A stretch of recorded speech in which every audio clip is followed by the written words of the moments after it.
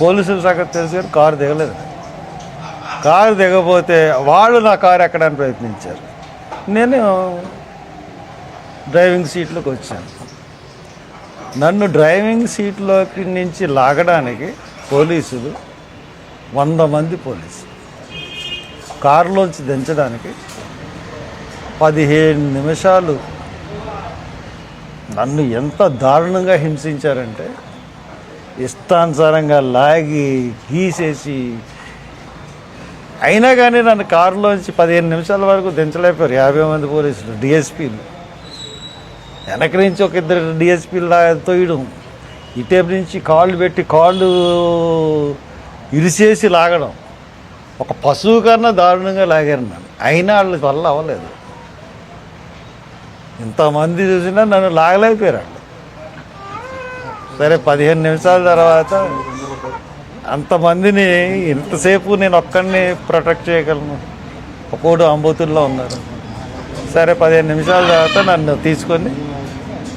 నన్ను ఎత్తుకుని తీసుకెళ్ళి ఆ జీప్లో కూర్చోబెట్టి చెరుకు పక్కన పోలీసులు తీసుకున్నారు. అప్పటికి 3:45, 10 నిమిషాల దాకా 4 అవి ఉంటుంది. ఇంకా అక్కడ మొదలుకునండి రాజానగరం వరకు తీసుకెళ్ళారు. అక్కడి నుంచి మళ్ళీ వేమగిరి వరకు తీసుకెళ్ళారు. మళ్ళీ వేమగిరి నుంచి మళ్ళీ రాజానగరం వైపు తీసుకెళ్ళారు. మళ్ళీ లాలాచెరువు వచ్చి మళ్ళీ బొమ్మూరు నుంచి మళ్ళీ తిప్పి మళ్ళీ లోనకు తీసుకెళ్ళి అక్కడ దివాన్ చెరువు ఎదురుకుండా రోడ్డు ఉంటే ఆ రోడ్డు నిర్మానుష్యం, ఎవ్వరు లేరు. అన్నీ చుట్టూ పొదలు. ఏవో అక్కడ ఏంటంటే మన హాస్పిటల్ ఒకటి ఉంది, శ్రీనివాస్ గారి దగ్గర, శ్రీనివాస్ అనుకుంటా, గూడుగూరు శ్రీనివాస గారి హాస్పిటల్ వెనకాల అసలు నివాసాలు కానీ ఏం లేవు. ఒక నిర్మానుష్య ప్రదేశానికి తీసుకెళ్ళి 3 జీపులు అక్కడ దించారు. దించి అక్కడ 2 గంటలు ఉంచారు. అంటే నేను పారిపోతే కాల్ చేద్దాం అనుకుంటున్నారా అని ఎటకారాలు కూడా ఆడాను. ఏం చేయమండి, మాకు ఇన్స్ట్రక్షన్స్ అండి. నిమిషానికి ఫోనే.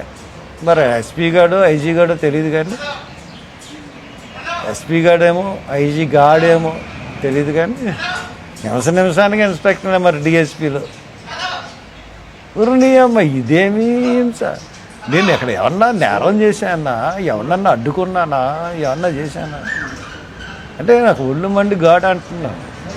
యథవలం బ్రిటిష్ వీళ్ళు సీఏలో మాట్లాడుకున్నారు. బ్రిటిష్ వాళ్ళ కాలంలో కూడా ఇంత హెరాస్మెంట్ మన స్వాతంత్ర సమరయోధులు అనుభవించి ఉంటారండి అని అనుకుంటారు వాళ్ళు. అంటే ఎంత హెరాస్మెంట్ చూడండి. మళ్ళీ అక్కడి నుంచి మా సన్నీకి ఎలా తెలిసిందో వచ్చేసాడు అక్కడికి. అంటే మీ దగ్గర జీపీఎస్ ఉందా? ఊరి ఏమన్నా నా దగ్గర జీపీఎస్ లేదంటే పాప అది సరదాగా అడిగారు లేండి, అదే జోక్ అడిగారు. ఎవరు ఇన్ఫర్మేషన్ ఇచ్చారు? వాళ్ళు ఎస్పీకి ఒకళ్ళ మీద ఒకళ్ళు కంప్లైంట్ చేసుకుంటున్నారు. ఎవడో మన మధ్యలో ఒక మోళ్ళు ఉన్నాడండి, వాడి ద్వారా వెళ్తుంది ఇన్ఫర్మేషన్. ఎవడో లొకేషన్ షేర్ చేశాడు, ఎవరు చేశారు ఏంటో తెలియదు.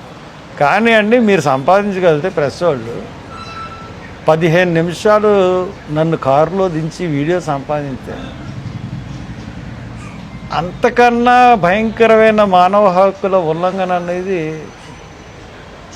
ఇంకోటి ఉండదు. అంటే ఒక ఎంపీగా చేసిన 10 సంవత్సరాలు ఎంపీగా చేసిన వాడితో వాళ్ళు ప్రవర్తించిన తీరు ఏ రకంగా ఉందో మీకు వీడియో కానీ మీరు సంపాదించగలిగితే, ఒరే ఇంక నువ్వు మానేసి చంద్రబాబు బర్త్డే లేంట్రా బాబు నీకు, రా చంపించేసావు మనిషిని.